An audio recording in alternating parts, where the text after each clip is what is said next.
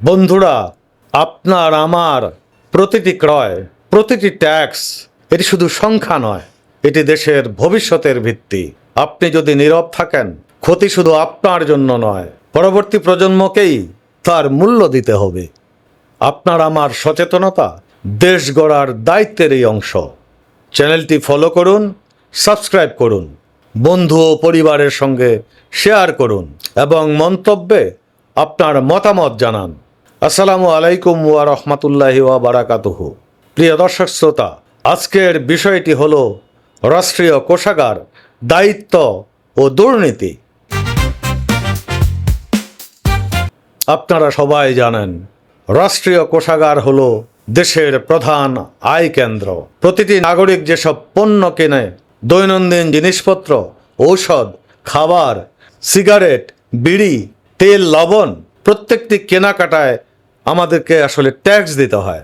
সরকারি সেবা পেতে আমাদেরকে ফি দিতে হয়। বড় ব্যবসা ও কোম্পানির আয় থেকেও ট্যাক্স আসে বা কর আসে। আপনার প্রতিটি ক্রয়, ছোট বা বড়, রাষ্ট্রীয় কোষাগারের অংশ হয়ে যায় এবং দেশের ভবিষ্যতের সঙ্গে সরাসরি যুক্ত।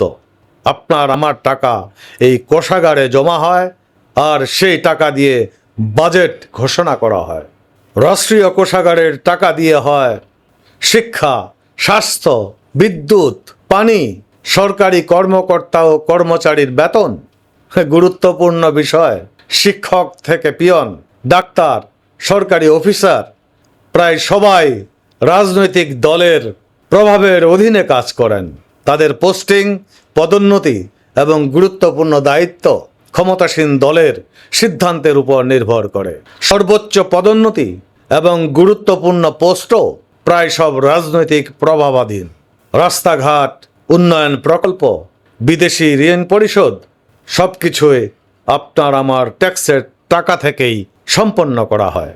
আর যদি রাজস্ব আদায় কম হয়, সরকার ঋণ নেয় ব্যাংক থেকে, বিদেশি উৎস থেকে।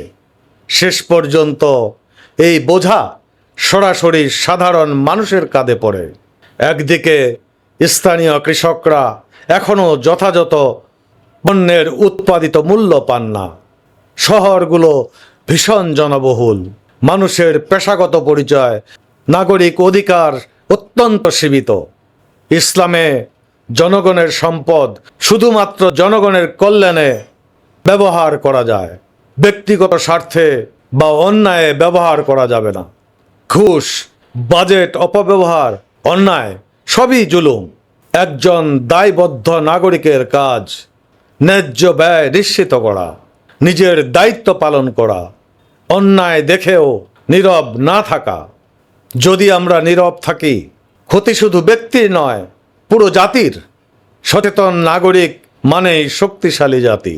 তাই আমি বহুবার বলেছি, ভোটের সময় সঠিক মানুষ যাচাই করুন। কে ক্ষমতায় আসছে, তারা কি যোগ্য, তারা কি অন্যায়ের অংশীদার ছিল কিনা। ঋণ, প্রকল্প, বাজেট সব পরীক্ষিত হওয়া উচিত। ছোট ট্যাক্সও গুরুত্বপূর্ণ। আপনার আমার কষ্টের টাকায় এ দেশ চলে। আমাদের অবহেলা মানেই দেশের ভবিষ্যতের ক্ষতি। যদি আমরা সচেতন না থাকি, আমাদের সন্তান ও পরবর্তী প্রজন্ম নিশ্চয়ই ক্ষতির শিকার হবে। আমরা আজ যা করি তার ফল আমাদের সন্তানদেরকেই ভোগ করতে হবে, পরবর্তী প্রজন্মকে ভোগ করতে হবে। তাহলে করণীয় কি? আমাদের নিশ্চয়ই সচেতন থাকতে হবে। ভোটের সময় দায়িত্বশীলভাবে প্রতিনিধি নির্বাচন করতে হবে। সন্তানকে সততা, ন্যায্যতা ও দায়িত্ববোধ শেখাতে হবে। ঘুষ, বাজেট অপব্যবহার বা অন্যায় দেখলে নীরব থাকা চলবে না। একজন সচেতন নাগরিক মানেই একটি পরিবার, একটি পরিবার মানেই একটি সমাজ, আর একটি সমাজ মানেই একটি জাতি। বন্ধুরা, রাষ্ট্রীয় কোষাগার, ট্যাক্স, বাজেট সব কিছুই আমাদের। সততার পথে দাঁড়ান, সঠিক দায়িত্ব পালন করুন, দেশও শক্তিশালী হবে। বিল্ড দ্য নেশনের সঙ্গেই থাকুন। আসসালামু আলাইকুম ওয়া রাহমাতুল্লাহি ওয়া বারাকাতুহু।